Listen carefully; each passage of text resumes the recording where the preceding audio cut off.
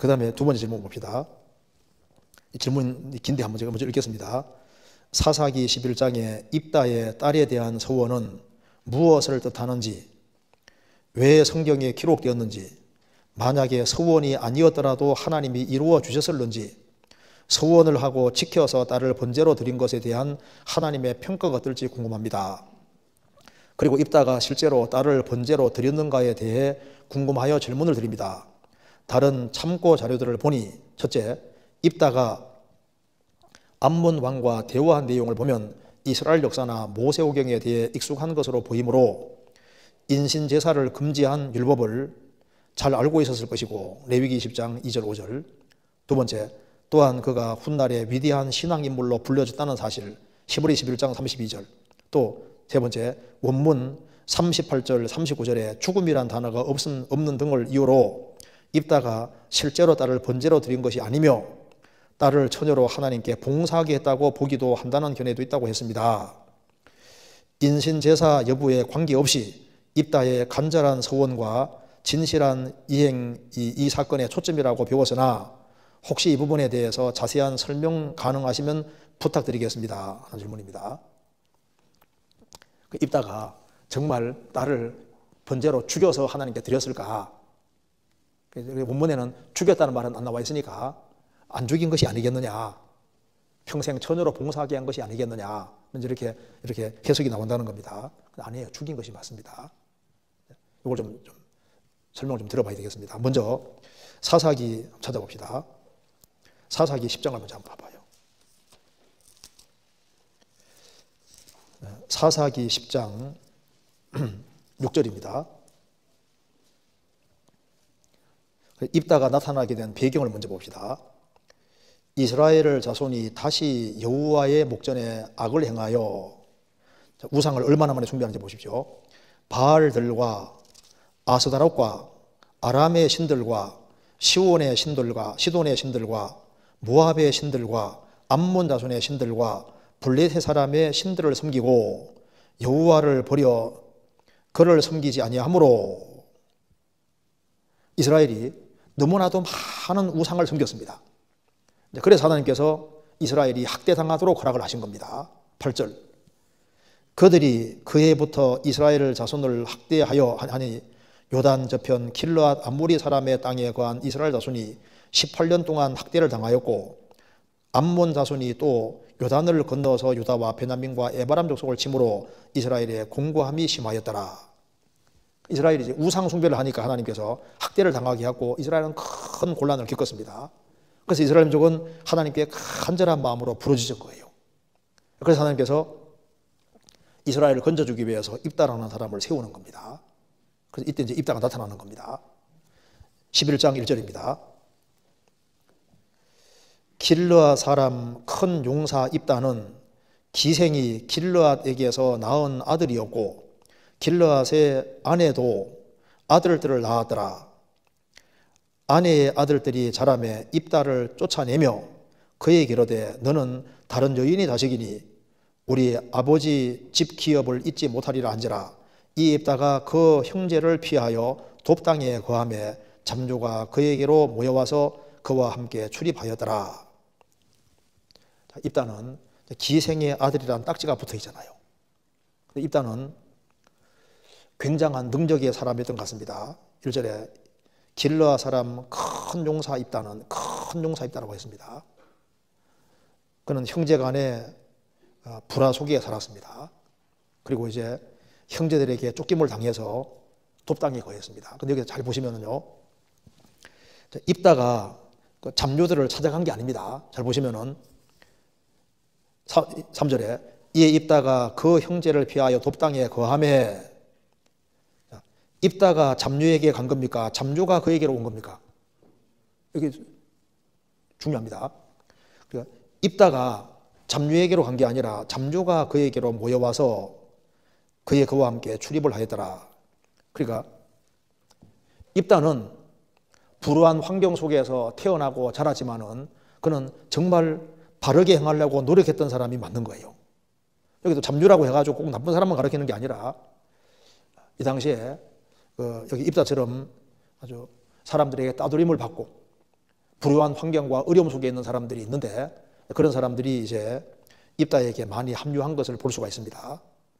그런데 그가 잡류들을 찾아간 게 아닙니다. 그리고 그가 근본적으로 문제 있는 사람이라면 장로들이 찾아왔을 리도 없는 거예요. 중요한 문제가 터지니까 장로들이 입다를 찾아오잖아요. 입다에 대해서 많은 얘기를 들었을 겁니다. 그래서 성경 읽어보면 입다가 하나님 앞에 정말 바르게 하려고 노력했던 사람이 맞아요.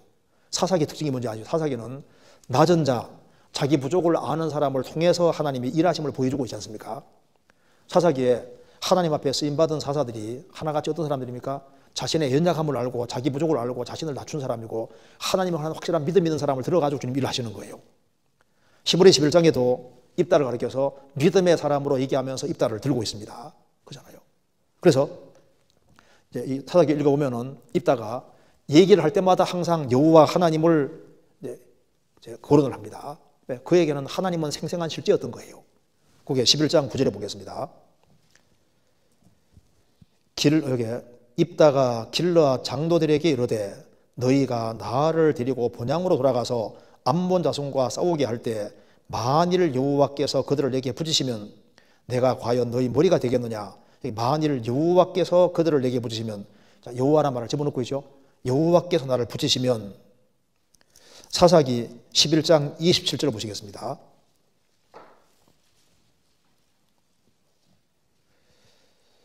내가 내게 죄를 짓지 아니하였거늘 내가 나를 쳐서 내게 악을 행하고자 하는도다. 원컨대 심판하시는 여호와는 오늘날 이스라엘 자손과 암몬 자손의 사이에 판결을 하옵소서 하나. 심판하시는 여호와는 하나님을 얘기하고 있잖아요. 11장 30절에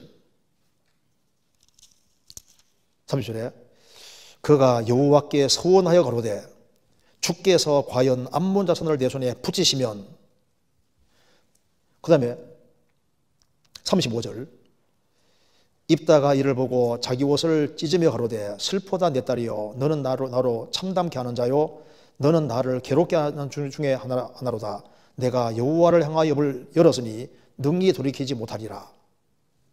그러니까 하나님을 아주 심각하게 받아들이는 사람입니다. 그렇죠? 그러니까 입다는 그냥 뭐 껄렁껄렁하게 있지 않습니까? 그냥 이렇게 나쁜 짓을 하고 돌아가는 그런 사람이 아니었던 거예요. 그는 그에게 하나님은 실제였던 겁니다. 그는 하나님을 향한 확실한 믿음을 가지고 있던 사람인 거예요. 그래서 자신이 나중에도 자기 있지 않습니까? 그 가족 식구들을, 이복 형제들을 보복하고 하는데 사용하지 않았잖아요. 그 입다는 훌륭한 사람입니다. 그리고 여기 이제 입다가 훌륭한 사람이라는 증거가 있어요. 여기에 사사기 11장 11절을 보시겠습니다. 이에 입다가 길르앗 장로들과 함께 가니 백성이 고로 자기들의 머리와 장관을 삼은지라. 입다가 미스바에서 자기의 말을 다 여호와 앞에 고하니라. 자기의 말을 다 여호와께 고했다. 뭘 얘기했을까요? 전쟁하러 가기 전에 자기의 일을 다 여호와 앞에 고하니라. 그는 자신이 살아오면서 하나님 앞에 옳지 않게 행했던 그 모든 것에 대해 솔직하게 얘기했을 겁니다. 그리고 하나님의 도우심이 절심이 필요하다는 것도 얘기했을 겁니다. 그리고 이 전쟁에서 승리할 수 있도록 또 지혜도 구했을 겁니다. 위기를 앞두고 하나님 앞에 솔직하게 모든 걸 다 얘기하면서 하나님 도움을 구하는데 사사기 처음 시작이 뭡니까? 여호와께 묻자와 가로되. 그런 하나님께 자기 이야기를 했는데 자기의 말을 일부가 아닙니다. 다 여호와 앞에 고하니라. 다 고했다는 건 무슨 말입니까? 그는 하나님 앞에 감추지 않았던 거예요. 그는 정직하게 다 얘기를 했습니다. 자기 속마음을 솔직하게 다 얘기하고 다 터놓고 얘기를 하는 거예요. 그러니까 이 말이 참 중요하잖아요. 입다는 자기 말을 다 고하니라. 여기서 볼 수 있는 것은 입다가 이 사건 때만 기도한 게 아니고 이 사건 전에도 이복 형제들 속에 있을 때도 하나님의 도움을 끊임없이 구했을 겁니다. 입다는 입을 여는 자라는 뜻이잖아요. 그는 입을 계속 열었고 이제 이런 아주 절체절명의 위기 속에서도 자기 말을 다 여호와께 고하니라. 그래서 이제 입다가 이제 전쟁을 할 때 암몬 사람하고 전쟁할 때도 먼저 대화로 풀려고 했습니다. 대화로 풀려서 안 되기 때문에 결국은 전쟁을 하게 되잖아요. 전쟁에서 대성을 하게 되는 겁니다. 자, 이 입다에게 여호와의 신이 임했어요. 11장 29절 보시겠습니다. 그래서 대화로 해결하려는데 대화가 안 됐기 때문에 29절 이에 여호와의 신이 입다에게 임하시니 입다가 길르앗과 므낫세를 지나서 길르앗 미스베에 이르고 길르앗 미스베에서부터 암몬 자손에게 나아갈 때 여기 이제 여호와의 신이 임했습니다. 그래서 전쟁을 하는데 입다가 이제 서원을 하잖아요. 서원을. 그래서 이제 뭐라고 서원하는지 봅시다. 30절에 그가 여호와께 서원하여 가로되 주께서 과연 암몬 자손을 내 손에 붙이시면 내가 암몬 자손에게서 평안히 돌아올 때 누구든지 내 집 문에서 나와서 나를 영접하는 그를 여호와께 돌릴 것이니 내가 그를 번제로 드리겠나이다 하니라. 이게 왜 성경 기록되어 있냐면 이게 사실이기 때문입니다. 그리고 이제 입다는 전쟁에 승리하고 돌아올 때 자기 무남 동료가 나왔잖아요. 그래서 이제 이 서원을 했는데 이 서원을 돌이킬 수가 없으니까 35절에 입다가 이를 보고 자기 옷을 찢으며 가로되 슬프다 내 딸이여 너는 나로 참담케 하는 자요 너는 나를 괴롭게 하는 자 중에 하나로다. 내가 여호와를 향하여 입을 열었으니 능히 돌이키지 못하리로다. 자, 입다가 질문 내용은 서원 만약에 서원이 아니었더라도 하나님이 이루어 주실런지. 사사시대도 그렇고 그전 시대 때도 이런 서원 안 하고도 하나님 도우심을 받을 수 있잖아요. 그렇잖아요. 꼭 이런 서원을 했기 때문에 하나님이 전쟁에 승리하는 게 아닙니다. 그러니까 서원이 아니었더라도 하나님이 이루어 주실런지. 그렇죠. 서원 안 해도 도움받은 사람이 항상 있어 왔잖아요. 그래서 그 질문 내용이 서원을 하고 지켜서 딸을 번제로 드린 것에 대한 하나님 평가가 어떠는지 궁금합니다. 이 서원이 하나님이 원하시는 서원은 분명히 아닙니다. 사사기가 뭘 밝히고 있습니까? 자기 소견에 옳은 대로 행하였더라. 그런 하나님께 다 구하고 했지만 또 자기 소견에 옳은 대로 행하였더라. 그러니까 이제 이건 하나님이 원하시는 서원은 아닙니다. 그런데 그가 서원을 하게 된 비정한 이유는 있는 거예요. 그래서 사사기 11장에 입다의 딸에 대한 서원은 무엇을 뜻하는지 이거 한번 잘 생각해 보세요. 지금 이 암몬 사람을 입다가 이길 수가 없는 상황이에요. 하나님이 안 도와주면 다 몰살당할 상황이라고요. 그래서 이제 입다는 이 전쟁을 앞두고 생각했을 때 이거는 뭐 하나님이 안 도와주면 우리는 다 죽을 상황이니까 차라리 우리 집안 식구 중에 하나가 죽고 이스라엘 민족 전체가 살게 되는 그 길을 바랐던 거예요. 그가 무슨 인신제사 드리려고 하는 그런 게 아니고 어차피 다 죽어야 되는데 다 죽어야 될 상황이니까 다 죽을 바에는 차라리 우리 집안 식구 하나가 차라리 죽고 이스라엘 백성들이 사는 것이 안 낫냐 그 말입니다. 그렇게 해서 우리 집안 식구 하나가 죽더라도 차라리 그런 죽음을 통해서 이스라엘 민족이 다 구원받기를 원하는 그 간절한 마음으로 서원을 한 거예요. 그래서 이제 하나님이 전쟁을 승리해 주셨을 때 원래는 다 죽어야 되는데 하나님 도움으로 살게 됐으니 원래는 다 죽어야 되는데 다 죽을 바에는 우리 집안 식구 하나가 죽는 게 오히려 안 낫냐 그 말입니다. 그러니까 이 인신제사하고 개념이 다릅니다. 그래서 입다의 딸도 입다도 참 보통 사람이 아니지만 입다 딸도 보통 사람이 아니에요. 입다 딸도 말하는 거 보십시오. 36절에 딸이 그에게 이르되 나의 아버지여 아버지께서 여호와를 향하여 입을 여셨으니 아버지 입에서 낸 말씀을 내게 행하소서. 이는 여호와께서 아버지를 위하여 아버지의 대적 암몬 자손에게 원수를 갚으셨음이니이다. 입다 딸이 보통 딸이 아니잖아요. 믿음이 아주 대단한 여자입니다. 여호와를 향해서 입을 냈으니까 그리고 다 죽어야 될 자리인데 하나님 도우심으로 건진받은 것이 사실이니까 기꺼이 죽겠다는 거예요. 자, 그러니까 이 딸도 발부동 친 게 아니잖아요.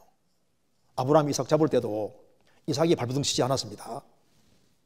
그래서 입다 딸이 보통 믿음을 가진 사람이 아닌 거예요.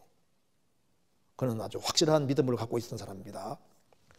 그래서 주님을 위해서라면 죽을 수도 있다는 각오 가지고 산 사람인 거예요. 둘 다. 그래서 여기에 질문 내용이 이게 무슨 뭐 인신제사라든가 이런 개념이 아닌 거예요. 이런 개념하고 전혀 관계 없습니다. 그래서 여기에 이걸 잘 보면은 하나님 아버지께서도 전 인류가 죽는 바에는 독생자 예수님을 죽이는 게 낫다고 생각하시잖아요. 예수님 한 명이 죽으심으로 전 인류가 살게 되잖아요. 그러니까 입다는 야, 차라리 우리 집안 식구 하나가 망하더라도 이스라엘 민족 전체가 살아야 되겠다. 그런 마음을 가지고 있기 때문에 서원을 한 겁니다. 그러니까 이런 서원이 주님께서 원하시는 서원은 아닐지라도 그는 아주 비정한 상황 속에서 이렇게 하고 그는 확실한 믿음으로 행했기 때문에 입다가 믿음의 사람으로 나오잖아요. 그래서 지금 여기에 처녀로 안 죽었냐 죽었느냐 죽은 것이 맞아요. 그래서 여기 보면은 39절에 2달 만에 그 아비에게로 돌아온지라 아비가 그 서원한 대로 딸에게 행하니 딸이 남자를 알지 못하고 죽으니라. 이후부터 이스라엘 가운데 규례가 되어 이스라엘 여자들이 해마다 가서 길르앗 사람 입다의 딸을 위하여 나흘씩 애곡하니라. 죽지도 않았는데 왜 애곡해요? 죽은 것이 맞습니다. 그래서 여기에 입다가 서원한 것을 그대로 지킨 걸 우리가 볼 수가 있습니다. 좀 이해되시죠? 뭐 인신제사 개념 뭐 그런 개념하고는 달라요. 그렇게 이해하면 되겠습니다.